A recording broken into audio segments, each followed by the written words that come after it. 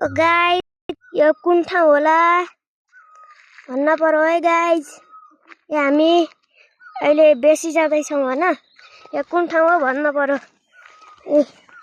बेसी जाँदै यो हामी चाहिँ उता आमा पनि हुनुहुन्छ।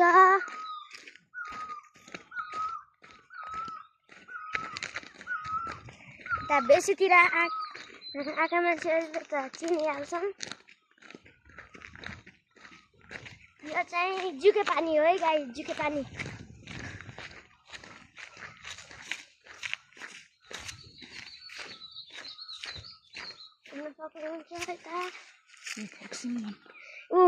उताको त्यो डाँडो चाहिँ फक्सिङ हो न। हेर्न सक्नुहुन्छ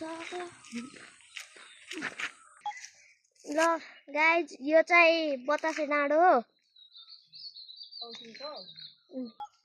ल यो चाहिँ नयाँ गाउँ हो साथीहरू, यो नयाँ गाउँ। ल साथीहरू, यो चाहिँ तोराएका घरहरू हो। अरू हजुरहरूले हेर्दै हिँड्नु, घुम्नु, टाढैबाट हेर्नु। त्यता हेर्न सक्नुहुन्छ डाँडाहरू, लितुङ। उता चाहिँ फोक्सिङको स्कुल, लुरिङहरू, लुरिङको नि स्कुल रहेछ त्यहाँ हरू छन्। ल है त किरण मामा, यो ठाउँबाट हजुर स्कुल कति मिनटमा पुग्नुहुन्थ्यो? यो ठाउँ चिन्नु कि चिन्दैन भन्नु है त।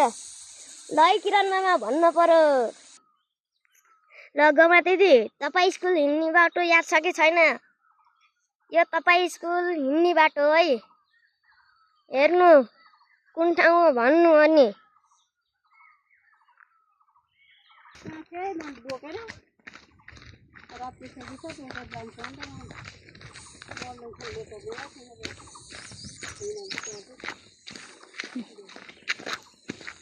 यस्तो भएछ तोराए खोलो। यहाँ त पानी छैन, पुरै सुके है। यहाँ त खोलो सबै सुके है। यो खोलो त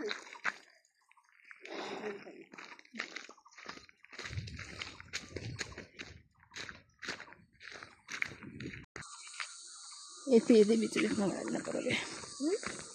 यति बिचमा बढाल्नु पर्यो क्या।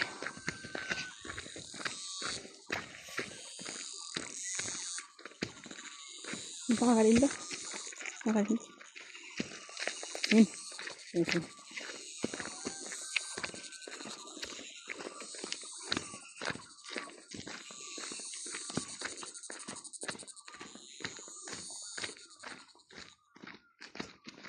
अब चाहिँ हामी बेसी पुग्न लाग्यो हाम्रै। कहाँ यो भन्, कहाँ यो?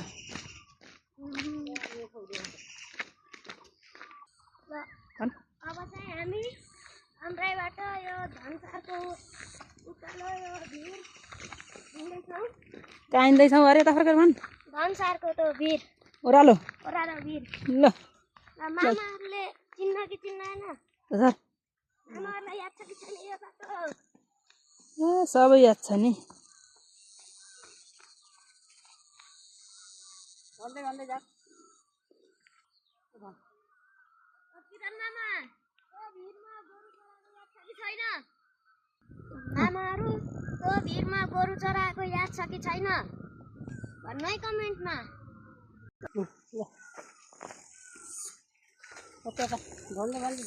बाटो कस्तो छ भाइ? अप्ठ्यारो छ? हिँड्न सकेछस्? म त सकेँ फेरि, हजुर क्या गर्नु।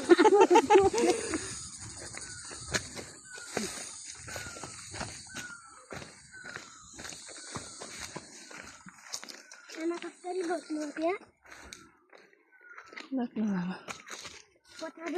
दुइटै खुट्टा एकैचोटि माथि त केही भएन, तल त दुइटै खुट्टा एकैचोटि।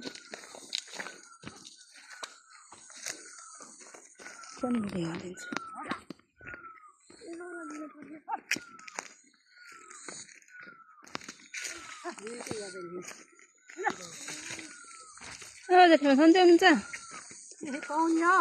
पाउनी होला। तिन चार भयो है यो त दिदी ल ऊ त्यो चाहिँ पर्वत यताको यो खड्काकोट अनि यताको यो फोक्सिङ हो है फोक्सिङ यहाँ चाहिँ एउटा पुल पनि छ कहाँ जाने पुल हो त फोक्सिङ जाने पुल हो अनि यो डाँडालाई के डाँडा भन्छन् हँ यो डाँडालाई के डाँडा भन्छन् बतासे डाँडा माथिको होइन कि यो यो यो चाहिँ धनसारको डाँडो हो हामी अहिले ओह्राल्दा छौँ ऊ त्यहाँ चाहिँ हाम्रा घर गोठहरू छन्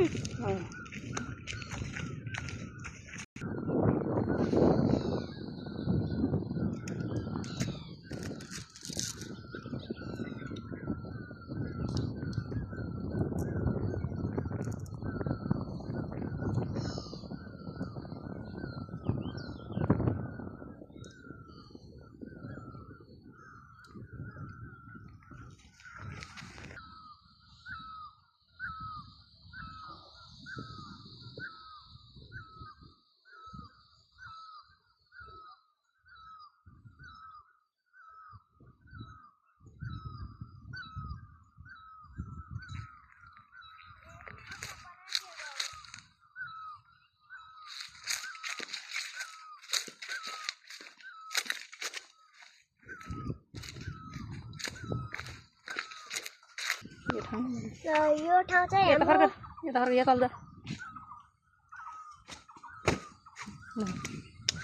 ल यो ठाउँ चाहिँ हाम्रो मम्मीहरू मामाहरूले जन्म लिएको ठाउँ हो यो सानो बाको घर हो अनि यो चाहिँ साइला बाको घर यो चाहिँ यतापट्टिको यो माइला बाको घर ऊ त्यो हाम्रो घर हो यही ठाउँबाट हाम्रो मम्मी मामाहरूले हो यो उकालो चढेर स्कुल पढ्नु भएको थियो न यो चाहिँ शैलबाको खोर बाख्राको खोर अनि तलतिर चाहिँ गोठहरू छन् अनि हामी आमा चाहिँ तल हुनुहुन्छ अहिले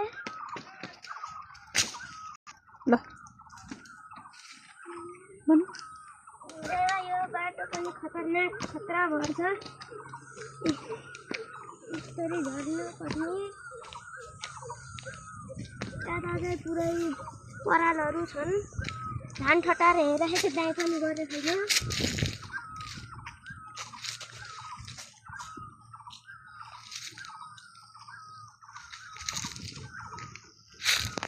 हाम्रो अर्को कथा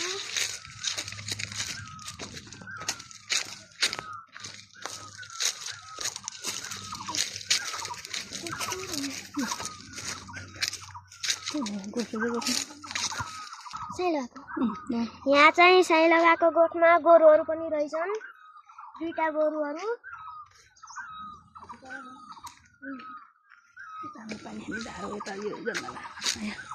यतातिर चाहिँ हाम्रो यो जङ्गलमा पानी खाने धारो हो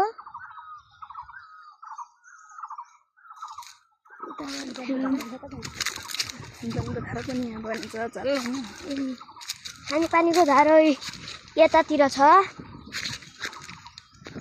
खानेपानीको धारो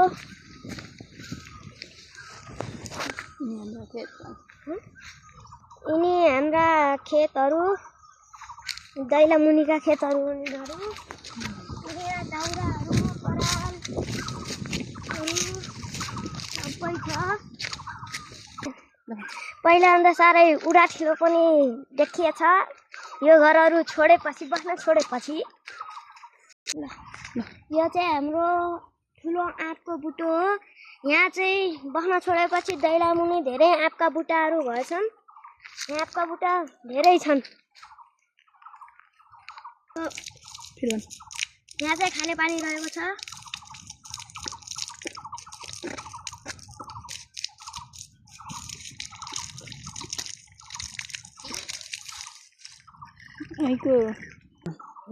यहाँ चाहिँ आँपका बुट्टाहरू छन् त्यो चाहिँ सबैभन्दा ठुलो बुटो हो यता चाहिँ यहाँ बस्न छोडेपछि यहाँ अरू आँप पनि हुर्किसकेछन् यहाँ खेत यो हाम्रो घर यो हाम्रो खेत यता चाहिँ यो चाहिँ हाम्रो घर हो ल सुरु अनि पूजा दिदी यहाँ बसेर रोको याद छ कि छैन घर जान नपाएर घर जान मन लाएर नभनिकन यहाँ बसेर रोको यस्तो भत्के छ यो चाहिँ अहिले भत्के छ तल चाहिँ गोठ हो माथि चाहिँ यहाँ मान्छे बस्ने ठाउँ हो यहाँ चाहिँ अहिले चापी नलाएर यो नखोलेको यो कुखुरा पाल्ने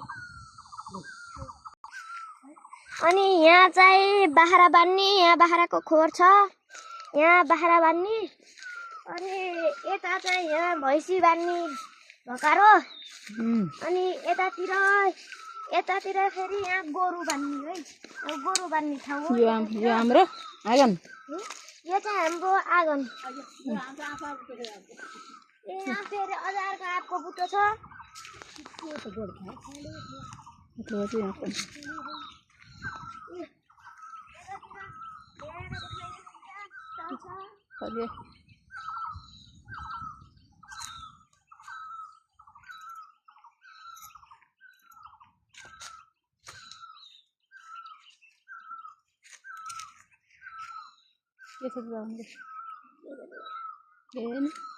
अब अर्को भिडियो तल बेसीको छ यो चाहिँ यो उकालो चाहिँ मामाहरू मम्मीहरू सानीमाहरू स्कुल जाँदाखेरि चढेको भिड हो